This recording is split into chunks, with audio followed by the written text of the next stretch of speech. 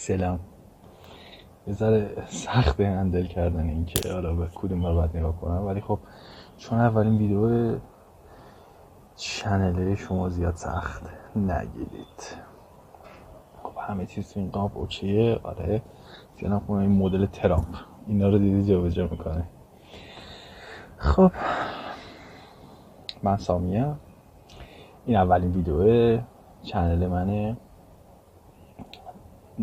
از سری ویدیوهایی که میخوام بذارم براتون. البته فعلا موضوع اینه که حالا با موضوع در ادامه آشنا میشید. یه ذره 10 ساعت قبلش تمرین کردم که قراره چجوری شروع کنم، ولی باز این شکلی میشه که حالا شروع کنیم ببینیم چیا میگیم دیگه. با موضوع یه ذره جلوتر آشنا میشید. بذارید بچه ها من دستاویزها رو چک کنم. اولا که بیایم با من آشنا بشیم. یا روالش این نیست. کلن روال آشنا شدن توی مجازی و این داستانا چه شکلیه؟ اصلا ما چی میبینیم، چه چیزی میبینیم یا از چه شخصی میبینیم توجهمون جلب میشه که ادامه پیدا کنیم دیدن ما، بهش توجه کنیم، فالوش کنیم، سابش کنیم یا حالا هر چیزی براش کامنت بذاریم، لایکش کنیم، فلان حرفا. اول میخواستم که از خودم یه بیوگرافی بدم. بعد گفتم چه کاریه؟ مگه اصلا کار برای مجازی اهمیتی میدم به این که طرف کیه یا چیه، چی کارا کرده، اصلا داره راست میگه داره دروغ میگه یا نه؟ بعد گفتم که من حتی اگه دروغم بگم یه عده باور میکنه، یه عده باور نمیکنه. اصلا فکر کنید من یک آدم فضایی ام، از اون سر کهکشان اومدم یک ویدیو پر کنم یا چه میدونم یه چنل ویدیو بزنم، یه سری محتویات رو به شما بگم و برم. اگر این حرف رو 10 سال پیش که به شما میزد، شما قاعدتا میگفتید که یارو کم داره. ولی انقدر این روزا راجع به آدم فضایی صحبت کردن، اطلاعات دادن، اطلاعات فیک دادن، اطلاعات درست دادن، نوسان اطلاعاتی به مغز ما رسیده دیگه. اون شکلی نیستیم که یارو داره زر میزنه. نه، یه سری باور میکنن، یه سری میگن خب آره ممکنه یا شاید باشه شاید نباشه، یه سری هم میگن نه بابا طرف داره شاید هم نمیدونم راست بگه. این شکلی هن افراد. من میخوام ببینم که چی میشه همچین اتفاقی میافته. یعنی چی میشه یه چیزی که توی جامعه تابو بوده، چه میدونم خط قرمز بوده، راجبش حرف زده نمیشده، الان همه باورش میکنن، همه ازش تقلید میکنن. مثال چند روز پیش داشتم یه ویدئویی میدیدم. بچه ها بذارید من پاک کنم چون گرمه، دارم توی گرمه این ویدئو رو میدیدم. ممکنه یه کنم، ممکنه این کار بکنم، شما ببخشید. داشتم یه ویدئویی میدیدم از کی؟ از سحر تبر. برای اونایی که سحر تبر نمیشناسن واقعا متاسفم، چون اولین فکر کنم شاخ مجازی بود که توی اینستاگرام اومد و ترکوند. برای اونایی که نمیشناسنش، یک دختر خانمی بود که با یک ظاهر عجیب غریب ترسناکی، با یک صدای ترسناکی میومد یه تولید محتوا که چه عرض کنم، یک کاری میکرد، توهین نکنم، یک کاری میکرد و میرفت. یا مثلا گیریمای سنگین روی صورتش انجام میداد، لباس عجق وجق ترسانی میپوشید. مثلا تو مصاحبه اخیرش هم گفته بود که چون به عروس مرده خیلی علاقه داشتم، با اون تم گیریم میومدم جلوی دوربین تولید محتوا میکردم که شاخ مجازی بشم. آرزوم این بود که شاخ مجازی بشم. اوایل همچین محتوایی برای کار برای مجازی قفل بود. یعنی از کوچیک تا بزرگ، پیر و جوان همه میترسیدن وقتی سحر تبر رو میدیدن. ولی از یه جایی به بعد آدم ها اومدن به خودشون گفتن که خب اونقدر هم پس چیز عجیب غریبی نبود. دیدید انسانه، دیدید تونست تو جامعه زندگی کنه. بچه این خیلی دوست دارم، اثر دست مادرمه، خیلی دوستش دارم. گفتم توی ویدیو باشه، شما هم باید دوستش داشته باشید. نه تو کامنت ننویسید اون چیه و نمیدونم، تو هم دوستش داشته باشید. آره اینو داشتم میگفتم. از یه جایی به بعد این خانم جا انداخت که میشه عجیب غریب باشی، میشه احمقانه رفتار کنی، میشه بد رفتار کنی، میشه مثلا چه میدونم ترسناک باشی، غیر متعارف باشی، با جامعه خودت در تضاد باشی، ولی دیده بشی، ولی شاخ مجازی بشی، ولی ملت به توجه کنن، ولی بتونی از این راه پول در بیاری. چه اتفاقی افتاد؟ جامعه ما شروع به یه روندی کرد. من دکتر نیستم، من چه میدونم جامعه شناس نیستم، منم یکی از جواناییم که کف این شهر دارم زندگی میکنم و این موضوعی که ذهنمو درگیر کرده اومدم موضوعی صحبت کنم. مثل همه، مثل تمام کسایی که تو این فضای مجازی هر چیزی دارن تولید میکنن، هر تولید محتوایی دارن انجام میدن و کسی بهشون نمیگه چرا همچین چیزی داری. بالاخره یه سری آدم پیدا میشن که این چیزی که من دارم تعریف میکنم یا بهش فکر کردن، یا خوششون میاد یا خوششون نمیاد، یا فوش میدن یا فوش نمیدن، حالا هر چیزی.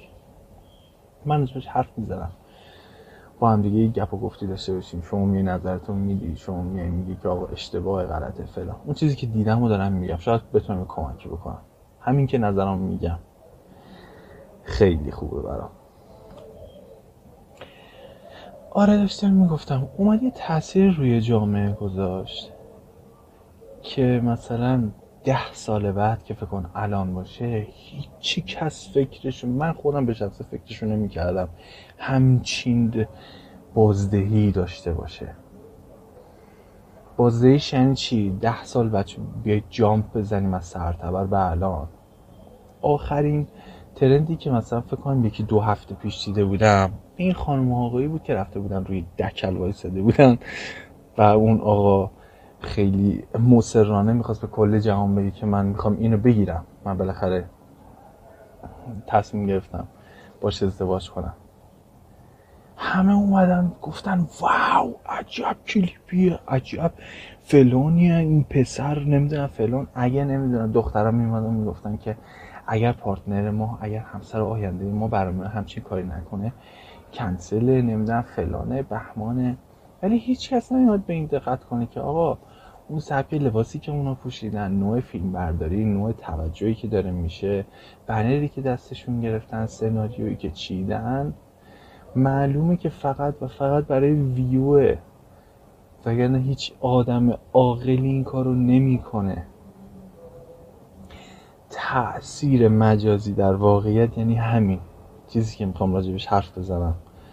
حالا تو این ویدیو مختصر شما رو آشنا کردم با موضوع، تو ویدیوهای بعدی یه ذره جزئی تر، با دیتیل بیشتر، با جزئیات بیشتر، با چه میدونم مثالهای بیشتر.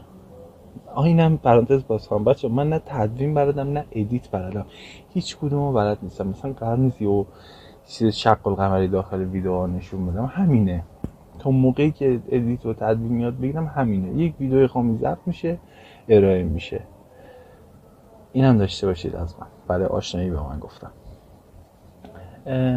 آره هیچ کس نیومد به این دقت کنه که بابا اصلا شاید یارو مریضه، اسکل مسکلی چیزیه که پاش رفته نوک آنتن داره از یکی خواستگاری میکنه. خب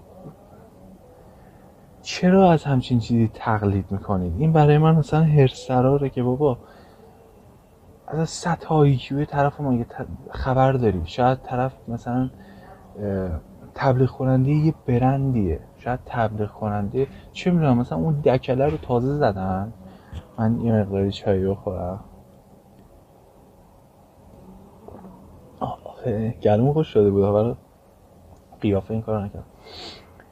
شاید دارن تبلیغ برندی میکنن، شاید دارن تبلیغ چه میدونم یه کاری دارن میکنن، ولی موضوع اصلی به هیچ وجه من الوجود خواستگاری کردن نبود. ولی خب جامعه ما انقدر مجازی زده است، انقدر اکسپلور محوره، چی رو دید؟ فقط اینو دید که وای اگه اونا دارن همچین کاری میکنن ما هم باید همچین کاری بکنیم، نباید عقب بمونیم. عقب موندن توی جامعه ما این شکلی نیستش که وای ما از لحاظ پیشرفت علمی تکنولوژی عقب بمونیم. انقدر درگیر مجازیه شدیم، انقدر اون مجازیه توی واقعیت رو ما تأثیر گذاشته، زندگیمون زندگی واقعیمون شده مجازی. میگیم نکنه از یک چیز چرت و پرت عقب بمونیم.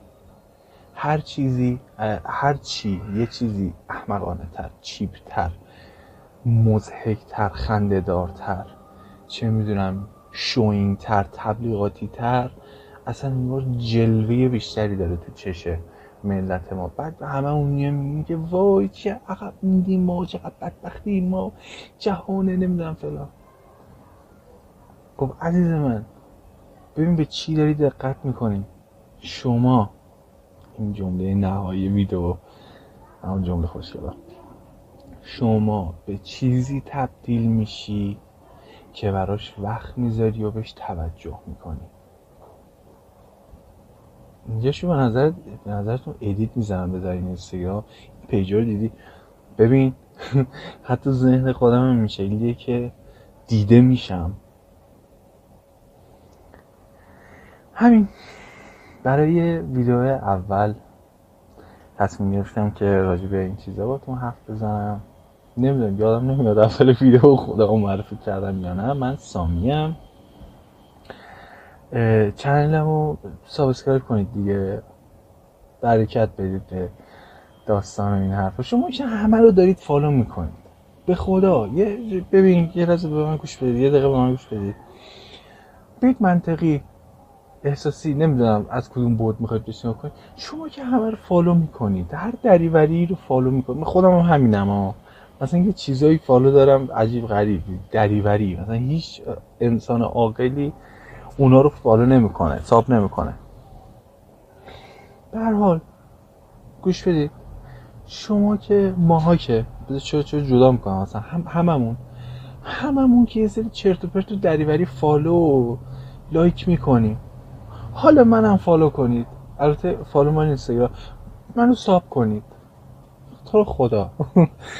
نه شوخی میکنم. اگر دوست داشتید سابسکرایب کنید، لایک کنید، معرفی کنید به دوستاتون. چیز خاصی ارائه نکردم ولی خب شما معرفی کنید.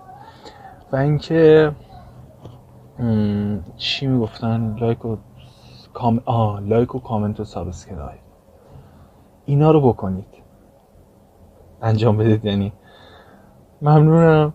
تا ویدیوی بعدی، خدا نگهدار.